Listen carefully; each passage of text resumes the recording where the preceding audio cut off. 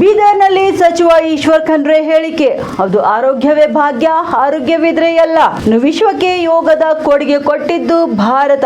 ಪತಂಜಲಿ ಯೋಗದಿಂದ ವಿವೇಕಾನಂದರು ವಿದೇಶದಲ್ಲಿ ಉಪನ್ಯಾಸ ಮಾಡಿದ್ರು. ಇನ್ನು 1904ರಲ್ಲಿ ಭಾರತ ಅಧ್ಯಯನ ಕೈಗೊಂಡು ಅಮೆರಿಕದಲ್ಲೂ ಕೂಡ ಯೋಗ ಅಧ್ಯಯನ ಕೇಂದ್ರ ಸ್ಥಾಪಿಸಲಾಗಿತ್ತು. ಯೋಗ ಒಂದು ದಿನಕ್ಕೆ ಸೀಮಿತವಾಗಬಾರದು, ಬದಲಿಗೆ ನಾನು ಪ್ರತಿನಿತ್ಯ ಯೋಗ ಮಾಡಲು ಪ್ರಯತ್ನಿಸುತ್ತೇನೆ. ಕಾಂಗ್ರೆಸ್ ಹಿರಿಯ ಶಾಸಕರಾದ ಆಡಿಯೋ ವೈರಲ್ ವಿಚಾರ. ಏನು ಆಡಿಯೋ ಇದೆ? ಇನ್ನು ನಮ್ಮದು ಭ್ರಷ್ಟಾಚಾರ ರಹಿತ ಪಕ್ಷ, ಯಾರೇ ಭಾಗಿಯಾದ್ರೂ ಕೂಡ ಕ್ರಮ ಆಗುತ್ತೆ. ಇನ್ನು ಮಧ್ಯವರ್ತಿ ದಲ್ಲಾಳಿಗಳು ಏನಾದ್ರೂ ಪುರಾಚಿದ್ರೆ ಕ್ರಮ ಕೈಗೊಳ್ಳುತ್ತೇವೆ. ಸುಳ್ಳು ಹೇಳುವುದಂತೂ ಬಿಜೆಪಿಗರಿಗೆ ಚಾಳಿಯಾಗ್ಬಿಟ್ಟಿದೆ. ಇನ್ನು ಅವರಿಂದ ಸುಳ್ಳಿನಿಂದ ಏನೂ ವ್ಯತ್ಯಾಸ ಆಗಲ್ಲ, ಬದಲಿಗೆ ನಮ್ಮ ಜನಪ್ರಿಯತೆಯಿಂದ ಬಿಜೆಪಿಯವರು ಕಂಗಲಾಗಿದ್ದಾರೆ. ಇನ್ನು ಬಿಜೆಪಿ ನಾಯಕರಿಗೆ ತಿರುಗೇಟು ನೀಡಿದ ಸಚಿವ ಈಶ್ವರ್ ಖಂಡ್ರೆ. ಯೋಗ ದಿನಾಚರಣೆ ಆಚರಿಸ್ತಾ ಇದ್ದೀವಿ. ಈ ಶುಭ ದಿನದಂದು ಎಲ್ಲರಿಗೆ ಅಭಿನಂದನೆ ಸಲ್ಲಿಸುತ್ತಾ ಬೀದರ್ ಜಿಲ್ಲೆಯ ಕೋಟೆಯಲ್ಲಿ ಬಹಳ ವ್ಯವಸ್ಥಿತವಾಗಿ ಈ ಒಂದು ಕಾರ್ಯಕ್ರಮ ಆಯೋಜನೆ ಮಾಡಲಾಗಿದೆ. ಆರೋಗ್ಯವೇ ಭಾಗ್ಯ, ಆರೋಗ್ಯ ಇದ್ರೆ ಎಲ್ಲ. ಇವತ್ತು ಭಾರತೀಯ ಒಂದು ಪರಂಪರೆಯ ಅಂದರೆ ಇದು ವಿಶ್ವಕ್ಕೆ ಯೋಗದ ಕೊಡುಗೆ ಕೊಟ್ಟಂಥದ್ದು ಯಾವುದಾದ್ರೂ ದೇಶ ಅಂತ ಹೇಳಿದ್ರೆ ಅದು ನಮ್ಮ ಭಾರತ ದೇಶ. ಪತಂಜಲಿ ಯೋಗದ ಹಿಡ್ಕೊಂಡು ಹಿಂದೆ ಸ್ವಾಮಿ ವಿವೇಕಾನಂದರವರು ವಿದೇಶದಲ್ಲಿ 1890ರಲ್ಲಿ ಪ್ರವಾಸ ಮಾಡಿದಂಥ ಯುರೋಪ್ಯದಲ್ಲಿ ಯೋಗದ ಬಗ್ಗೆ ಉಪನ್ಯಾಸವನ್ನು ನೀಡಿದಂಥದ್ದು ನಾವು ನೋಡಿದ್ದೇವೆ.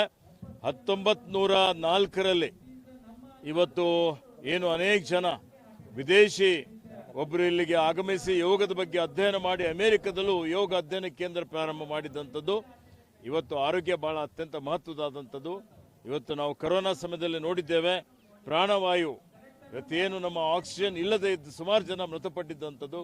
ಇವತ್ತು ನಾವು ಪ್ರಾಣಾಯಾಮ ಮಾಡೋದ್ರಿಂದ, ಅನೇಕ ಆಸನಗಳು ಮಾಡೋದ್ರಿಂದ, ಬರೀ ಆಸನ ಅಷ್ಟೇ ಇಲ್ಲ, ಇದರಿಂದ ನಮ್ಮಲ್ಲಿ ಧ್ಯಾನ ಇದೆ. ಇದರಿಂದ ಇವತ್ತು ಆಧ್ಯಾತ್ಮಿಕವಾಗಿಯೂ ಇವತ್ತು ಅನೇಕ ರೀತಿಯ ಉಪಯೋಗ ಆಗ್ತದೆ, ಏಕಾಗ್ರತೆ ಬೆಳೀತದೆ. ಇವತ್ತಿನ ಕಲುಷಿತ ವಾತಾವರಣದಲ್ಲಿ ಯುವಕರು ಒಳ್ಳೆ ರೀತಿಯಿಂದ ಆರೋಗ್ಯವಂತರಾಗಿರಬೇಕು. ಆರೋಗ್ಯವಂತ ಸಮಾಜ ನಿರ್ಮಾಣ ಆಗಬೇಕಾದ್ರೆ ಆರೋಗ್ಯವಂತ ಜನ ಇರಬೇಕು.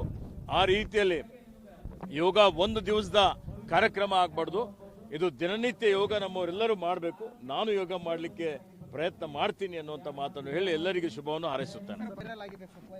ಏನು ಆಡಿಯೋ ಇದೆ? ನಮ್ಮ ಪಕ್ಷ ಇವತ್ತು ಭ್ರಷ್ಟಾಚಾರ ರಹಿತವಾದಂಥದ್ದು, ಭ್ರಷ್ಟಾಚಾರಕ್ಕೆ ಝೀರೋ ಟಾಲರೆನ್ಸ್ ಇದೆ.